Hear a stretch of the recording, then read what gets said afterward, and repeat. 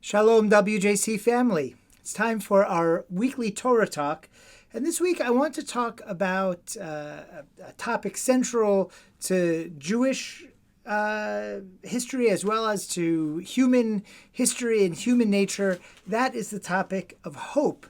And it is perhaps the greatest theme within the story of the Exodus in general and Parshat Va-Era in particular. Now, last week we finished Parshat Shemot, and the people were despairing. Moses had come to Pharaoh, Moses and Aaron, and said, "Let my people go," and Pharaoh made their work harder. Instead of the freedom that Moses and Aaron promised, they experienced harder labor. It says Pharaoh took away their straw, and they could not make their bricks. And now God sees the people are upset. He says, "Moses, Aaron, go to them. Tell them that the time of your redemption is at hand." And we read in chapter 6, verse 9, Vayidaber Moshe ken el bnei Yisrael. Moshe said everything God told him to say. You're going to be redeemed. The God of Abraham, Isaac, and Jacob, the God of your ancestors, is coming to redeem you. But the verse continues, V'lo shamu el Moshe. But they didn't listen. They couldn't hear Moshe. Mikotzer ruach ume avodah kasha. From their kotzer ruach, their literally means crushed spirit, ume avodah kasha, and their hard labor. But that phrase for crushed spirit, kotzer ruach, is, it means from their oppression, from that what they're going through, and yet it's a strange phrase, and so, it's a euphemism, kotzer ruach. What does it mean to have crushed spirit? So the commentator Rashi says, ruach also means breath. That not only does this mean that their spirits are crushed, it means that when your spirit is crushed, when you're in despair, that you literally can't breathe. When there is no hope, it is suffocating, spiritually suffocating, and sometimes literally suffocating. That you just can't even breathe when there's no hope. But the best nuance on this, so why now? Right, Moses came once already, showed them his miracles, his hand, he put it in his cloak and it turned leprous. He put it back and it was healed. He threw his staff down. There was a snake. And the people believed him. Now that he went to Pharaoh once, they don't believe him. It says, what's changed? And one rabbi, Chaim ben Attar, a 17th century Italian rabbi, says, the closer liberation comes, the more difficult it is to tolerate oppression. The people had a good reason for becoming impatient at their fate, says Rabbi Attar. Because when Moses had come, he had given them hope that their liberation was at hand. This had given them a new and broader perspective on life, right? It was like air was breathed into their lungs, but then it was like the wind had been knocked out of them, and they couldn't even draw a breath. Because that's what it is to live without hope. Hope is such an important part of sustenance for people. And hope isn't just optimism, right? Hope is a motivating factor. It is through hope for better times and better things that we find the motivation to try for them, even if we think they're unlikely, even if we think the odds are against us.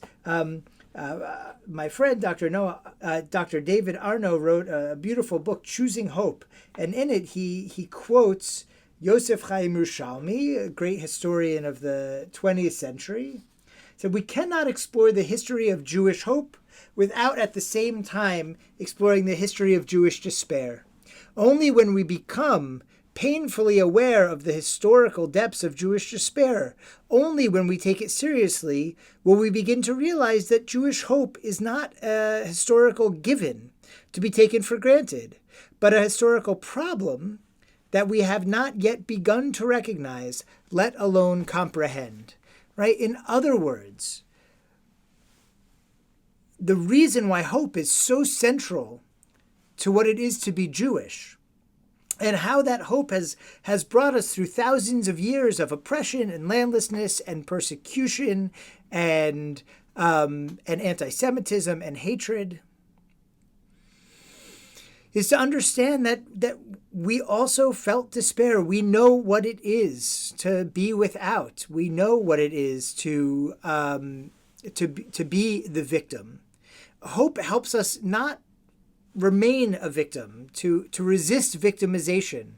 And all through history, the unlikely history of the Jewish people, a history that continues on here 3,500 years after the original history of Parshat Va-Era, after the Exodus from Egypt, the creation of the kingdom of Israel, and the loss and the regaining and the thousands of years of exile. There's a reason why hope became Hatikva, became the anthem of the state of Israel. There's a reason why hope is so central, not just to Israel, but to Jews as a people, right? We believe in so many values that are sometimes so hard to put into the world.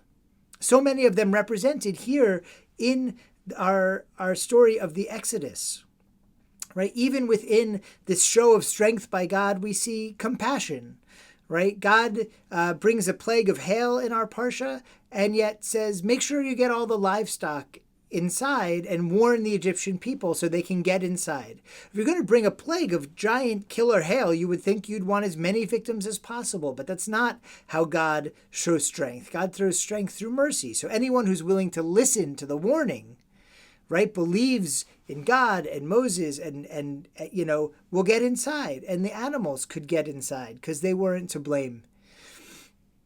Ultimately, compassion and hope and love and generosity are all part of Jewish values to put into the world.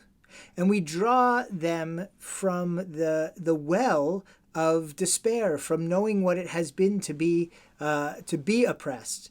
And that is, it's hard. It's a hard balance, right? But it doesn't start at all without hope, without being able to fill our lungs with air, to rise up above that which is keeping us down, and to put goodness into the world, and to put light into the world, and to put hope into the world. Particularly during what have been very difficult times, it is a good reminder to us that we should not despair. That when we inevitably do feel that despair, that we have to find ways to take in that air, to not be kotzer ruach, to not be crushed of spirit, but to breathe deeply. And the best way to breathe deeply is by putting goodness into the world, by going out and teaching values and living values, by doing mitzvot, by doing tikkun, by making the world better. That ultimately is what the Exodus is all about.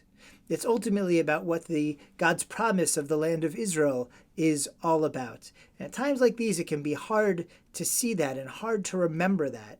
And it is times like these when we turn to hope, when we turn to not foolish optimism, but to understanding that we are never alone in the mission of bringing goodness into the world and making the world a better place. And from there to be able to draw breath and energy and to move forward doing good in the world.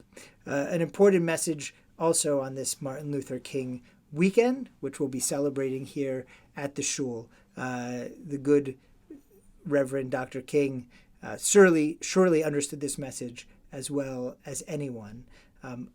All the great leaders of oppressed people always are the ones who understood this message, who could find hope against hope, who would not succumb to despair. Not only did they breathe air into their own lungs, but they put all this beautiful air and positive energy into the world that we hope to continue here in our local areas as well as around the world. Shabbat Shalom.